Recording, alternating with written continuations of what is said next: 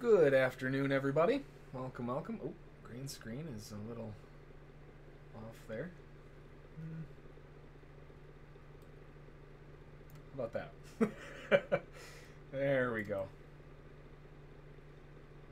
Why is that? Oh, good enough. All right, whatever. Welcome, welcome. Hopefully everyone had a good trading day overall. Plenty of things going on today, as long as you were patient enough. Seems like another day where most of the good market movement happened early in the morning session. Not so much for the U.S. session. Things were a little bit choppy, sloppy. But all things said, we did have a couple opportunities that we could definitely utilize to our advantage if you were patient enough. Now, before we jump into the charts, as always, make sure to swing on over to slingshotfutures.com, scroll down, and click on the Join the Daily Outlook newsletter. That will let you register for our email newsletter list to be notified every time one of these videos comes out. Along with that, in the email, we cover a bunch of stuff that we don't have time to talk about in the live stream, and that's everything from stocks, options, crypto, you name it. If it's moving, it'll show up in that newsletter, so make sure to sign up for that so you don't miss any of that information. Along with that, click on the live Trading subscription and trial info, where you can sign up for a free 3-day trial in the room. You can hang out with us for a couple days and see what it's all about. It's a really good way to kind of get your feet a little bit wet, see how we approach the market, see how we trade the markets, and generally just get kind of a good idea as to you know, our approach. And yeah, it's just a really good way to see an inside look into the way that we do things. So make sure to click on that if you haven't done so already. Now, taking a look at the markets, first of all, actually, before we jump on in, because I always forget to do this, I want to make sure to go over the news first, and then we'll cover the charts. So the news for tomorrow, there's not a ton of stuff that we need to worry about, but tomorrow is an Australian holiday. It's ANZAC Day for Australia tomorrow. Probably won't have that much of an impact because most of their trading happens later at night for us in the Eastern session, but still something to keep in mind. Of course, at 10:30 tomorrow, we do have the crude oil inventories. The forecast for that's at negative 2.648 million. API report does come out later today at 16:30, so make sure to stay tuned for the API report so that you get a little bit of a heads up. Generally speaking, the API report tends to be more accurate than the crude oil inventory forecast anyway. So usually for me, I would rather just look at the API report instead. But that comes out every Tuesday at 16:35 Eastern time, so make sure to get a hold of that a little bit later today. And then, of course, at 16:15 tomorrow out of Canada, we have Governor Paul speaking, which may or may not cause some market movement. Either way, though, not really a whole lot to really worry about for tomorrow's trading. Looking at the agricultural markets for Wednesday's trading, we have not really anything. 9 a.m. the food price outlook, not a big deal there because the markets are in a soft close. The agricultural markets soft close at 8:45, reopen at 9:30. That happens at 9 o'clock. Really well timed in their part, but shouldn't have much of an impact for the agricultural side of things. And then, of course, at 3 p.m. we have the broiler hatchery and poultry slaughter, which I really don't trade anything that revolves around that. But if you do, we do have that coming out tomorrow at 3 p.m. Now, looking at the charts, man, oh man, oh man. The euro did push down and grabbed that support level at 22.545. It did sink underneath it just a little bit as anticipated. And really the big thing that I wanted to see is, were they going to stick the landing or were they just going to get a little bit stuck? And, well, seems like they stuck the landing. It hit that low at 22.545, went just a little bit underneath it, and then went flying right back up again. Beautiful bounce off of that area of support, and just, I mean, perfect in terms of structure. This is exactly what we were looking for the market to do. Came down into that major level of support, bounced off, came back to retest the bottom edge of the wedge. Say that 5 times fast. Testing the bottom edge of the wedge and finding some resistance, likely a lot of buyers taking profit. But also, one thing that I always want to double check is if the buyers were buying here, right, at 22.545, a very common area of interest is going to be an actual risk calculation, meaning that they take their entry point, right? Their entry point would have been that line right there, and they measure up how far the market went against them. Their stop placement, probably catastrophic, stop initially down here somewhere just to get it out of the way. But now that we have a bounce back in their direction, measuring up how much the market actually went against them and utilizing that as a target 1 scenario moving it up, we can see that we have gone through that target 1 scenario already. So it's beyond a one-to-one measurement off of actual risk. Now the question becomes, are they going to go for a larger target? We have the target sitting on top of the bottom edge of the wedge. I'm going to try to get that 5 times. And a lot of profit taking place here on the faster time frames. You can see some of that. But really, the next step would be looking for that double up move. And that puts us with a resistance area right back at around that 1.23 zone, where buyers who bought into this move are measuring up their actual risk. T1, T2, all the way back up. Now, primary objective, what I would really like to see is for them to get back to that 23,235, but we have had that perfect bounce. Really hard to be too upset with any bullish momentum that we get here. Just a gorgeous rally off of those lows. So now really what I'm looking for here is a little more continuation. If we look at the faster time frame, we are struggling a little bit at the bottom of that wedge, but we can see, you know, a little bit of profit taking place. One singular 5-minute bar to the downside. Is that going to scare away buyers from holding on? Probably not. That's not something that's really going to rattle the cage too much, but it does show us that there is some profit taking going on, and we might need to be a little bit more cautious. Overall, just a beautiful rally higher, and that's really all she wrote so far. Looking for a little more continuation of the overnight session to see if we can break above this wedge bottom and start gunning for that next level at 23,235. Once we can start reaching up into there, assumably we're going to start finding a lot of resistance for a possible sell. That's the same area that we had support, broke down, use it as resistance, support. If it comes back, we're probably going to find some selling walls there to try to push the market back down again. Everything else looks pretty good there, though. On the euro, just a picturesque bounce off of that support. Over on gold, we did also have a drive lower, but they just missed that support level at 1322.6. I wanted to see that test so bad, but it just did not make it down there. Missed it by just a handful of ticks here. If we look at the low of that bar, that was at 23.6. We were looking at 22.6. It missed it by 10 ticks. Oh well, right? C'est la vie, as they say. We have a nice bounce up. Unfortunately, without me, I wasn't able to get in that. But looking for continuation to the upside now that the buyers have had their shot. And really, I don't think necessarily the sellers are done. But, you know, what I'm looking for is for the sellers to find a better area of selling to jump in. Like we were talking about yesterday, this is a relatively strong move down from top to bottom. This has been pretty much nonstop. Sellers are likely going to be taking profit. I was looking for a profit-taking area here. Fortunately, missed it by a little bit. But given that they have missed it by just a little bit, they pushed down to a new low. They're starting to come back.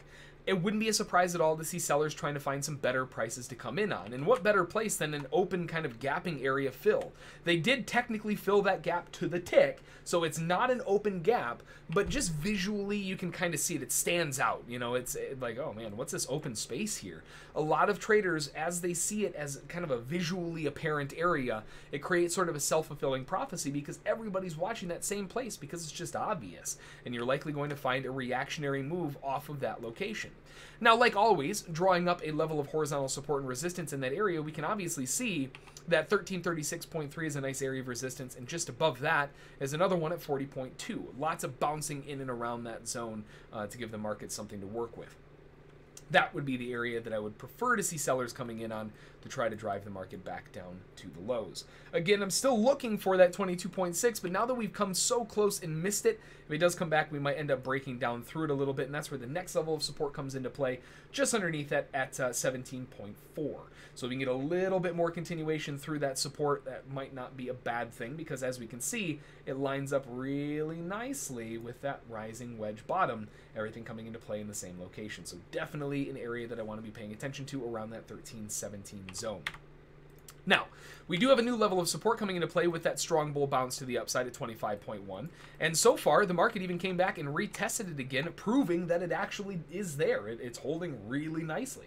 So the fact that it's holding so nicely here, that gives me the thought that, hey, you know what, not only do we have support here, but this is also an area that we might want to consider a little bit later on if the market does attempt to come back down and retest those lows. Major support, it's already been proven. Probably going to find some bouncing there if the market comes back down to those lows. So we want to be paying attention to that 25.1. That is a new level of support for now on gold. Now it's just a matter of seeing if the sellers can get up to that 36.3 or maybe even up to 40.2 to find some selling pressure. On crude oil, yet another one that just missed the level of resistance we were looking for. Man alive. Looking for resistance at 69.55. Granted, we did have a resistance marked up at 69.03. You know, it hit that, it got stuck, and just started falling back off of it. Yesterday, we were showing this monstrous bull bar to the upside, and, you know, to be fair, the buyers did follow through. They followed it really nicely to the upside. They hit that resistance, stalled out, and started fading back a little bit. And that fade back initially really wasn't that big of a deal. You know, on a faster time frame, that little fade back was kind of one of those, who cares? You know, yeah, okay, there's a little bit of profit taking, but not that big of a situation. But then we had that little snap up to a new high, and it failed right back off of it again, and that's where the problems started coming in. You can see on the initial test, double top resistance, breakout resistance, failure, resistance, failure. They finally broke above it, used it as support, tried getting it going, and failed. And this is where red flags started going off. I wanted to see that rally up to 69.55. Now, just a small caveat, look at the time frame down here. It's 3, 4 in the morning. Obviously, there's nothing I can do about this, but these would be what you're looking for, these red flags that start standing out. If we want the buyers to continue the rally up, they should have used this as support, broken out to a new high, and kept it going. And they didn't, right? And that's where we start seeing some issues. We break underneath resistance, comes back, uses it as resistance. The buyers tried getting that slam up, and that failed as well. And I think that's really what put the nail in the coffin, because when it came back, then it was just straight resistance there. Dove it back down, straight resistance there. One more attempt. They managed to trap it up to a new high, but really, to me, all that was just buyers who were buying into the lows, buying down here, buying the support here, buying new lows, etc. They exited everything on the retest of the highs because they realized that weakness was there and the market wasn't doing what they wanted it to do, right? And with that failure, well, everybody bailed, and now we come crashing back down. So unfortunately, 69.55 is looking much further away now. Chances are we're probably not going to get that, and now we're starting to look at this saying, okay, well, we missed the highs, we missed a major objective, which means that we could end up with an exorbitant amount of selling pressure to the downside. And these levels of support, 67.30, 67.05, those might not make that much of a difference, right? I'm watching 67.30 because that's where that big bull spike happened to the upside, but if that doesn't hold, this could be just full sail downside move all the way to the next level of support at 66.23. Now, we've been talking about this being a topping area for a while now, but unfortunately, it just didn't get up into the area that I wanted to see. And again, on the faster time frame, we saw those red flags coming in. Well, now it's full steam. Gas pedal is to the floor, and this thing is falling. Major next support level is probably just going to be a shallow profit-taking zone at 67.30. Might find some bouncing out there.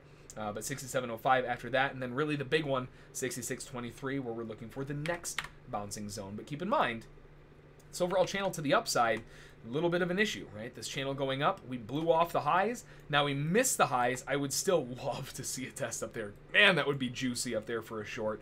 But unfortunately, it doesn't look like it's going to. If it does, you better believe it's going to be all hands on deck for the sell side up there. But, you know, driving down with an overshot on the highs, it wouldn't be a surprise at all to see them overcorrect the bottom as well, like we commonly talk about in an equidistant breakout. They failed the breakout of the highs, expecting a breakout of the lows of equal or more pressure. That could take weeks until we get down there, but just something to keep in mind. And then the S&P. Oh man, the S&P. This was an absolutely gorgeous, gorgeous play. This area of support we were talking about, they just missed it inside of here. We wanted to see that test. They finally gave that test early in the morning and went flying higher. Beautiful bounce up right into the area of profit taking that we were talking about. I mean, picture perfect. Can't really ask for much more than that, other than the time that it happened, right? If we go into a faster time frame, once again, looking at that major level of support around 2660, you can see that that happened yesterday afternoon at around 3 p.m. I'm generally not trading at 3 p.m. Usually I'm a morning session trader. I don't like coming in and, you know, having to trade all day. That kind of defeats the purpose of working from home and trading, right? That doesn't make a whole lot of sense. Unfortunately for me, in this case, well, it hit that level of support where we wanted to see it at a time that I just wasn't watching the markets. Go figure, right? Seems to be the common trend today. All the good moves happened at 3 in the morning. But in this case, you know, it did have a beautiful bounce. It went rallying higher, monstrous rally off of that level of support. If you were around to catch it, that was definitely a beautiful opportunity to the upside. Now we are breaking down below that with a heavy amount of aggression. And that does make a lot of sense. Like we were saying down here for the buy bounce, it's just the assumption that sellers are looking for better prices. They obviously didn't, you know, maybe get up into the profit area that they wanted to start selling into. I certainly didn't. I was looking for 22 up to 26. Didn't make it there. And then it starts turning back around. Well, with that miss, guess what? Sellers probably missed that as well. Not just me, but a lot of other people. And they're going to be looking for reasons to sell, and that was the reason. And now we are crashing down. Heavy selling volume coming in. And again, like I've been saying, I want to see the S&P down through new lows back towards 2,500. Not exactly a popular opinion, but I would love to see it. And really, now that we have this break of major support, utilizing that as resistance on a retest could be a very nice location to potentially push. So we'll just have to wait and see. But right now, we are shifting bearish. Level of support at 26.72 is gone. There's not really anything that's going to do anymore. Still have the other levels of support, but for the most part, now just kind of playing the back and forth in that area of interest. That's really about it. Where is my... There it is. It's hard to see that gray level. Get this buy box out of the way. We've already utilized that. Now just looking for, again, the breakdown, retest as resistance at 56.75 and see if it can continue this drive to the downside. Looking good, though. Get that out of the way. Got in live cat along at 106.425. Do you think it's still bullish? I'll take a look at that. Yeah, definitely. Let me grab the bonds really quick, and then we'll take a look at the live cattle for you. Over on the bonds, you know, that aggressive, monstrous, bearish breakdown, we have a situation where sellers are just pile driving the market lower. Likely sellers did want to jump in and try to get that secondary leg to the downside. They made it. We had that low close test already. A lot of this is pretty much done. You know, if the sellers do want to continue it lower, likely they're going to meet a new low, and that's about it. So I have to call that area as an area of interest at 142.28, 125. I hate these 30-second decimals. Let me get the exact level here. 09. Okay. Now, it might not be a bad idea to offset that just a little bit. You know, a couple ticks underneath that I don't think would hurt anything. But if we look back historically, this area does tend to be a fairly large level of support. And we can see here, not only do we have support here, resistance, support.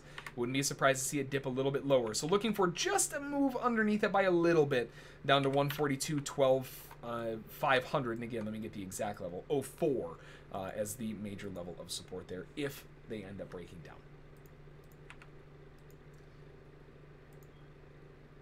Let's see here. Live cattle is what you wanted to see. Let's take a look at live cattle. Let's look at a bigger time frame first. There we go. All right. So on live cattle.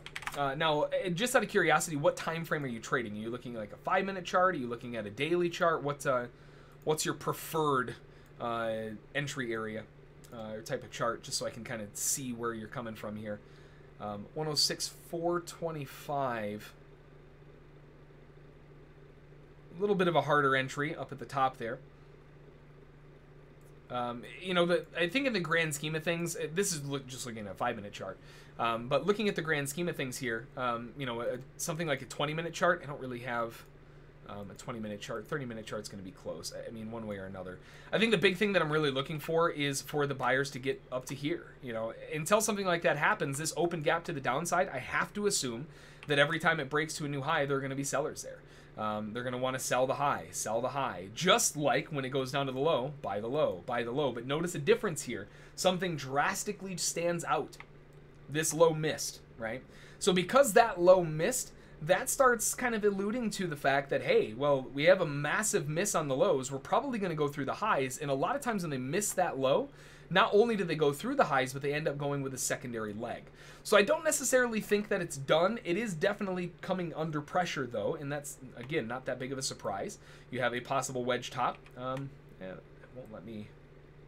Well, I'm going to have to hold it here just so you can see it, because as soon as I let go of the mouse, it's going to make it go flat. But that area is an area of resistance, and they are finding resistance there. So with that resistance coming in, the assumption is that buyers are trying to buy at a lower price, maybe underneath a trap low, something like that. But it wouldn't be a surprise at all to see them give it a secondary leg to the upside. Again, you know, I would still love to see 109s. Is it going to get there? If they can start getting a push back to the upside, it wouldn't be that unheard of.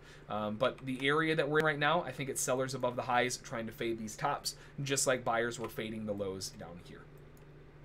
But this miss I think is a pretty big story here. One thing that makes me a little bit nervous, just from a personal standpoint here, is that they do have a negative divergence coming off of those highs, and that is a plain as day one, right? One of those really obvious types of divergences.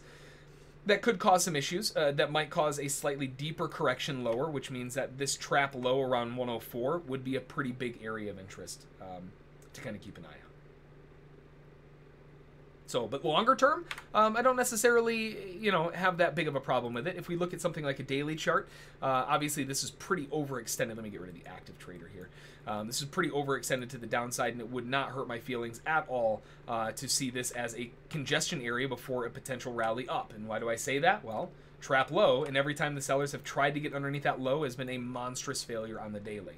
So with the daily chart trying to point higher here, if the buyers can maintain support above 104, I think this could potentially be a much longer term hold. You might see this go all the way back up into the 130s.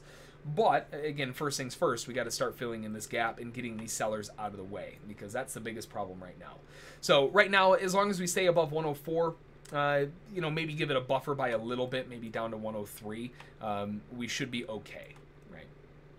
But it's definitely not out of the woods yet. Not out of the woods yet.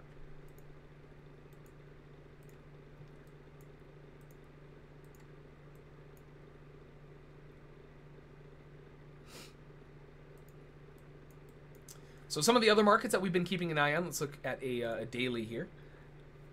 Zoom in a little bit closer. Yeah, no problem.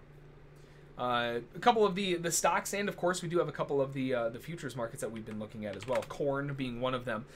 Corn is finding a little bit of support coming in off of the lows of that channel, but still has some issues, right? I'm not super pumped about the way that this all looks. Still makes me a little bit nervous on corn. It just feels heavy. It feels like it needs to correct a little bit further. We are putting in a lower high type of wedge that we could potentially work with. Could also even say that this might be a wedge low. I'm not sure how well that looks, but it is giving us at least something to explain why we're getting some bouncing here. So this wedge is really what we're looking at the moment.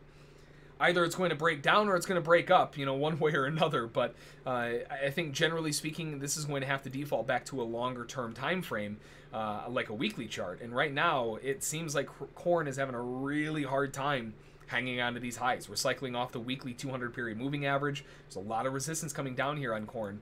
And even though this is an area that buyers will try to come in on the daily, it doesn't look half bad. On the weekly, there are definitely some issues to keep an eye on. So a little bit of a concern for the weekly chart.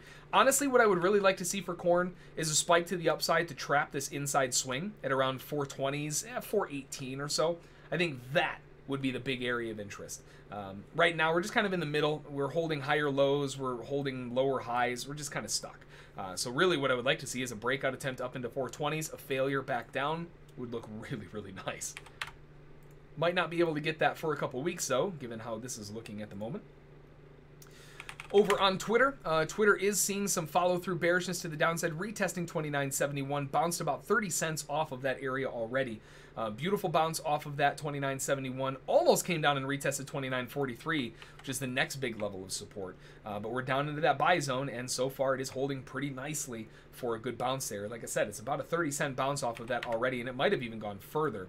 If we go to a faster time frame to see what that bounce looks like. I mean, look at that rejection. 29.71, put in a high of 30.32, so actually closer to 60 cents instead. So, I mean, just a beautiful bounce off of that area, working out nicely. But, on the daily, looking like it's coming under fire a little bit. They need to hold above that 29.71 and 43 area. If that starts breaking down, then we're starting to look at the next level of support down at 26.60s, and that could be a little bit of an issue. And again, Twitter does tend to be a little bit of a sympathy play off of Facebook, because if we look at Facebook, Facebook is coming under pressure heavily, and I think a lot of that is really just due to, or Twitter at least falling. I think a lot of that is due to sympathy movement, like we're seeing on Facebook. Tough situation on Facebook. Facebook just keeps pushing down. And this is why, even though we were talking about a buying area on Facebook into a selling area, this is why I don't like trading these that are in the fundamental limelight, right? When, you've got Zuckerberg in court, he's not anymore, but all of that stuff going on, everyone is kind of hedging bets on which way it's going to go. I'm not really the gambling type. I would prefer to have an edge on my side, and this is why I stay away from these. Not a huge fan. But that is unfortunately dragging down on Twitter just a little bit. course, it doesn't help that the index markets are getting slapped today as well. But looking over at some of the other ones, MasterCard also finding a little bit more pullback potential, still looking for that support level on the retest of the channel lows. At the moment, that's going to be around 171, depending on how quickly it gets down there. You know, if it takes a couple days, it might be a little bit further up than that. But at the moment, it's around 170.50 up to 171 in that area if this does pile drive lower. That's going to be the next area of interest for buyers to try to come in. And we can see that they are trying to put in a lower high potential wedge. And a lot of times when you get these wedges internally, it's just a precursor before maybe a fake break low and a rally back to the upside. So I'm still not concerned at all on MasterCard. I still think it looks pretty good. Just a matter of what they want to do first. Right now, we're forming a little bit of a wedge top, something to keep our eyes on for sure. Well, that doesn't look very good. Guess let's go from this one then. Yeah, there we go. So possible wedge top getting stuck inside of here. I would like to see a fake break low for a trap underneath 167.97. That would be a beautiful area of interest for trapping to bounce the market back up to try to make another attempt at those highs. Boeing was another one that's on the list. Boeing is getting slammed today. Boeing is getting hammered. Back down. You know, the major level of support that I'm looking for is a retest of 317.39, but with this amount of bear pressure to the downside, honestly, I wouldn't necessarily mind reiterating that and saying a new trap low minus some might not be that bad of a location. Let me get rid of this other one. I don't know why it's a different color, but you know, this 311.17, I think that we could potentially create a buy zone if we utilize this breakout move to the upside right there. That could easily create a buy zone underneath this low is an area of interest. So, I mean, right now, all the way down to 301, basically 300, big round number, is going to be the big area of interest. 310 down to 300, that's going to be the buy zone on Boeing with this heavy, heavy bear pressure. Not an easy spot, that's for sure, and this is one heck of a candle to the downside. Man alive. Netflix also catching some heavy bear pressure, not after having already put in a new high, dropping back to the downside and looking, you know, pretty strong overall. Definitely not too bad there on Netflix. It's just a matter of giving it some time to kind of work itself out. Right now it's chopping around that big $300 big round number area. I mean, so far we've come off of a trap high. It wouldn't necessarily mind with all of this bear pressure to see a trap on the lows at 271.32, maybe even a little bit further to give us... Oh, thank you, Windows Update. How about let's do that later. Seeing a little bit more bear pressure to the downside wouldn't hurt my feelings. So feel free, type in some of those markets. That's really going to do it for us in terms of the markets that I normally look at. Feel free to type in any other markets that you want me to take a look at. We'll take a look at those for you, and then we'll wrap it up. Some of the other ones, you know, looking at kind of jumping out to bigger time frames on something like, let's say, crude oil as an example. Crude oil has a massive run to the upside. We have a lot of resistance. Again, we were looking for that 69.55. Didn't quite hit it, you know. But on something like a weekly chart, if we bump out to a very large time frame, we can see that this is a nice persistent uptrend. So this doesn't necessarily hurt my feelings to miss that, and seeing that larger pullback could just be because we're at a weekly wedge top. I mean, we could see this dip all the way back down to 50s, or 55 rather, and that could create a nice bull pressure. But again, I mean, this could be 6 months down the road. Long-term hold. Generally, you know, when I'm looking at something like this, on crude oil, if I want to make a crude oil play, I would rather trade a basket of oil stocks instead, that we don't have to worry about the rollovers or anything like that, which could also be an option. There is also energy ETFs and all that fun stuff. You know, something to consider, right? Instead of trading crude oil, look for the highest correlated market to crude oil. So you go into the pairs trader and say crude oil versus ExxonMobil, right? How does ExxonMobil compare? Not very good, pretty back and forth, all right? Well, what about ConocoPhillips, right? COP. Kind of messy there as well, all right? Well, instead of COP, what about XOM, Exxon? Not very good there either. Okay. Maybe it might be better to look at an ETF instead, because these stocks just don't seem to be be that correlated at the moment. They used to have a higher correlation, you know, 50% and above, but it seems like that has broken down quite a bit lately. Oh well. Now keep in mind, this is an intraday correlation. This is not a long-term correlation.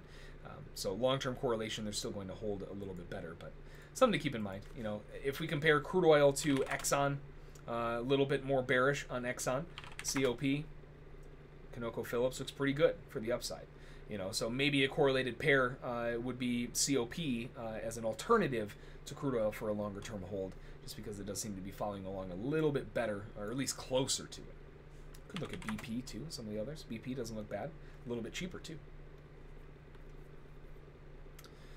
But anyway, that's going to do it for this one.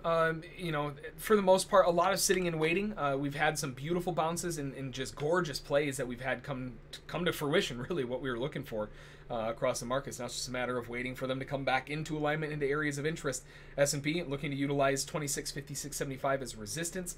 Going into crude oil, right now, crude oil is a little bit of a mixed bag. I would still absolutely love to see a push back up to 69.55 into 70s. That would be a ridiculous trap.